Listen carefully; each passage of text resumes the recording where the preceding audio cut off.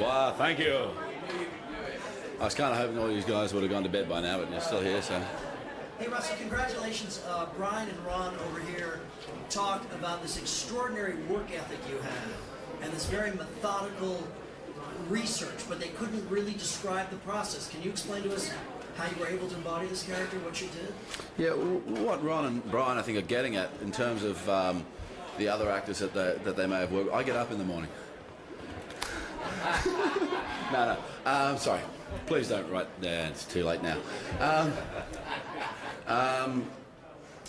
It was a difficult process with Mr. Nash because even though he's still alive, there wasn't any footage of him as a young man. There was no sound recording of his voice, and we had the facts of his life, and we had the basic journey: genius, madness, Nobel Prize.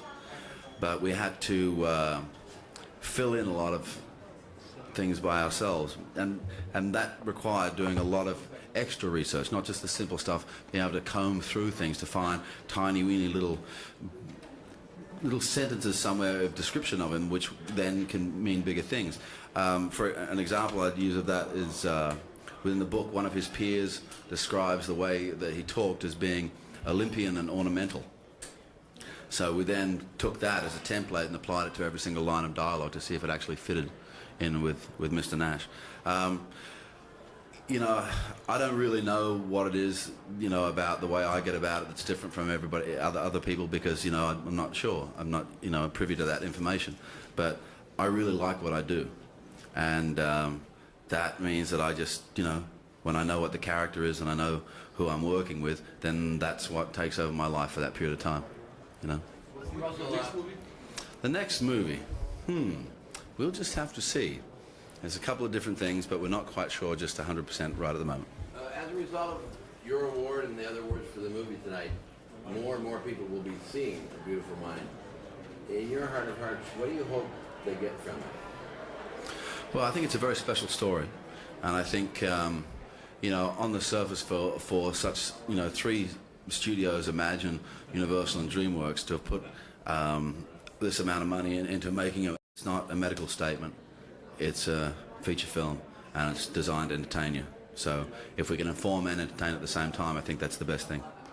Ron and the producer and the director of this film were talking about how they felt it was important for the messages you said to get out, and to win awards like this helps bring people to the theater. They, of course, if it wins Best Picture, they are the ones who get that award. How much would you like to see them win the Best Picture award? And how much would you like to see this film win the Best Picture Oscar? I think it gives us all great pleasure that the movie is being acknowledged as it is at the moment. You know, from the broadcast critics to the, you know, American Film Institute, and now with the Hollywood Foreign Press. All of that's great. You know, the Academy will have their own choices for this year. I think there are some wonderful films. I think Moulin Rouge takes filmmaking to a place that people wouldn't have assumed it was possible. I think The Lord of the Rings is also fantastic. You know, whatever awards and acknowledgements that come Brian Grazer and Ron Howard's way, however, they do deserve. So, yeah.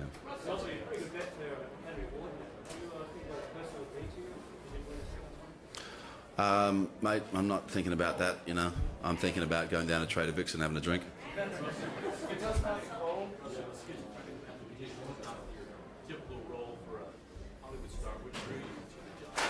Well, that was lucky I'm Australian, then, isn't it?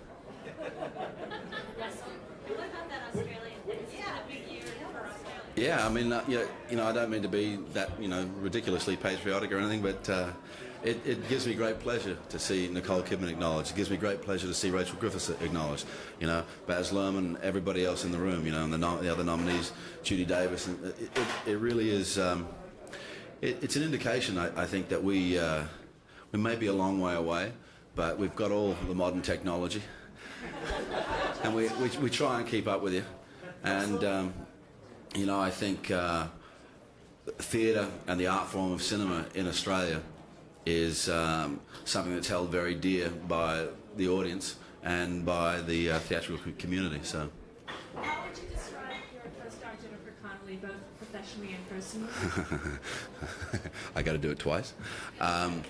Jennifer is a wonderful actress. She always comes prepared, and she's ready to be adventurous. She's ready to see the possibilities in a scene. And I think, you know, people forget this may be the first time that she's been acknowledged widely for her work, but she has been making films for 2 decades. She was the gorgeous little girl dancing in the mist in Once Upon a Time in America, while the young fellow who was playing a young Robert De Niro was looking through the doorway at her, you know, and she still embodies all of that grace and all of that power. And I think she's a wonderful person. Russell, can you tell me, Nicole seemed more happy when you won than when she won, when she was back here. She found out you won. Can you tell me about her performance and what you thought about it as far as in Moulin Rouge? I think the whole project of Moulin Rouge is something that if you described to me, I would have said nobody's ever going to pay for that, you know. But I think Baz Luhrmann, with what he's done with film, if you take Strictly Ballroom, and then you take what he did with Romeo and Juliet, how he took Shakespeare and made it into something that every teenager wanted to go and see, apart from their parents and other people. I think Baz Luhrmann is not a great ambassador for my country, but he's also a cutting-edge filmmaker and an inspired man. One last question. Hold on a sec, you've had 2 questions. Don't be greedy, mate. Come on. One more. You got a question, Jen? Russell, admittedly, the press enjoys. I did want to know if you've been hanging out with the Aussies in terms of the pre-celebrations. Wasn't there a party or a get-together for all of you guys? We had a little thing at Jim Wyatt threw a party for us on Friday night, and Jimmy Wyatt, you know, used to be a wild man when he was a young fella, but he's calmed down considerably with Elizabeth, his wife, and he got married now, and he's all calm. And he usually likes to go to bed around 10:30, and they rang me up and they said, look, and because I've been to his parties before, and you know, he does go to bed at 10:30. It's a fact, you know. And they rang up and they said, Jim Wyatt would like to put a party on for you. And I said, all right, well, there's two rules. First rule is you have to have more than 1 bottle of Jack Daniels. And the second rule is that Jimmy's got to have a nap in the afternoon. The thing is, he was incredibly gracious, and he actually served Victoria bitter beer. So you know he's a damn fine man when he does something like that for you. Hey, darling, how you doing?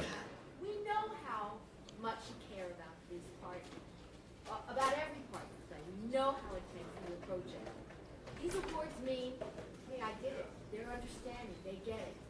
Can you put in personal terms what that means to you? That acknowledgement that the audience here, all kinds of people get what you were after. You did it.